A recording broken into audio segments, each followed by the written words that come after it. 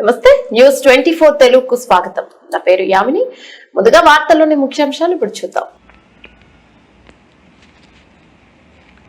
దువ్వాడ స్థానిక coastal gourd restaurant సమీపంలో ఓ వ్యక్తిని ఢీకొట్టి అనుమానాస్పదంగా మారిన లారీని దువ్వాడ పోలీసులు సీజ్ చేశారు. ప్రమాదం జరిగిన వెంటనే డ్రైవర్ను పట్టుకునేందుకు స్థానికులు ప్రయత్నించగా అతడు వాహనాన్ని వదిలి పరారయ్యాడు. దువ్వాడ లా అండ్ ఆర్డర్ మరియు ఆర్ఎస్ మొబైల్ పోలీసులు సంఘటన స్థలానికి చేరుకొని లారీని చాకచక్యంగా తనిఖీ చేయగా నెంబర్ ప్లేట్పై గ్రీజు రాసి నకిలీ నెంబర్లతో నడుపుతున్నట్లు గుర్తించారు. ట్రాన్స్పోర్ట్ యజమానిని సంప్రదించగా నెంబర్ ట్యాంపరింగ్ జరిగినట్లు నిర్ధారణ అయింది. దీనిపై Duvvada CI Malleswara Rao, traffic CI CH Prasad సమగ్ర విచారణకు ఆదేశించారు. నంబర్ ప్లేట్లలో మార్పులు చేయడం చట్ట విరుద్ధమని, నిబంధనలు ఉల్లంఘిస్తే కఠిన చర్యలు తప్పవని సిఐలు హెచ్చరించారు.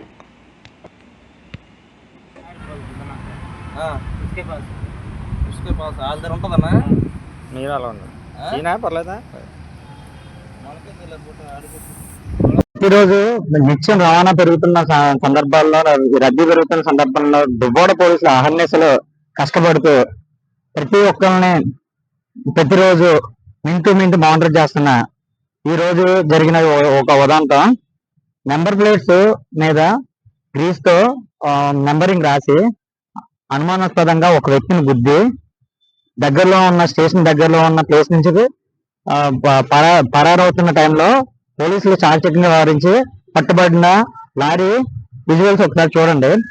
యాక్చువల్ గా మనం నెంబర్ ప్లేట్స్ అనేది ఒక ముద్రలాగా లేదంటే ఒక డినోటెడ్ గా ఒక ఐటమ్ ఇమేజ్ ఉండవలసిన దానికి గ్రీన్స్ తో డినోట్ అయ్యి నెంబర్ ప్లేట్స్ కానీ ఇవి కానీ పర్ఫెక్ట్ గా నిబంధనలు లేకుండా వ్యవహరిస్తున్నట్టు కనిపిస్తున్న వైనం.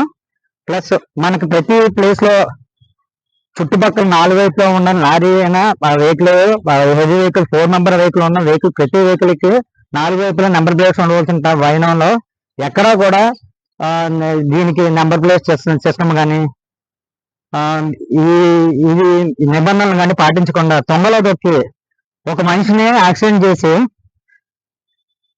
పరారీలో ఉన్న వ్యక్తితో పాటు ఈ లారీ యూనియన్ ఓనర్ కి ఫోన్ చేస్తే ఆయన పంపించిన లారీ విజువల్స్ కూడా మీకు తప్పుడుగానే ఉండడం గమనార్హం. నెక్స్ట్, ఈ చుట్టూ చూడవలసిన ప్లేస్ లో ఉన్న 4 ప్లేట్ నెంబర్స్ కూడా ఎక్కడా కూడా నెంబర్ ప్లేట్ అయినా ఎక్కడా లేకుండా ఎవరు ఇష్టం వచ్చినట్టు వాళ్ళు వ్యవహరిస్తూ వైజాగ్ లో జస్ట్ ఒక యాక్సిడెంట్ కాదా అని చెప్పేసి నిర్లక్ష్యం వ్యవహరించిన ఆయన ఈ దువ్వాడ పోలీస్ స్టేషన్ పరిధిలో లా అండ్ ఆర్డర్ మరియు మొబైల్ ట్రాఫిక్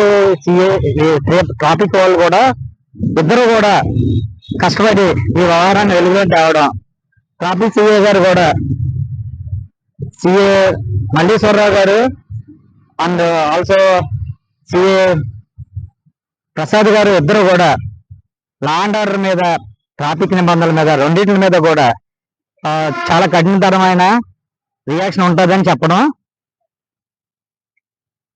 జరిగింది.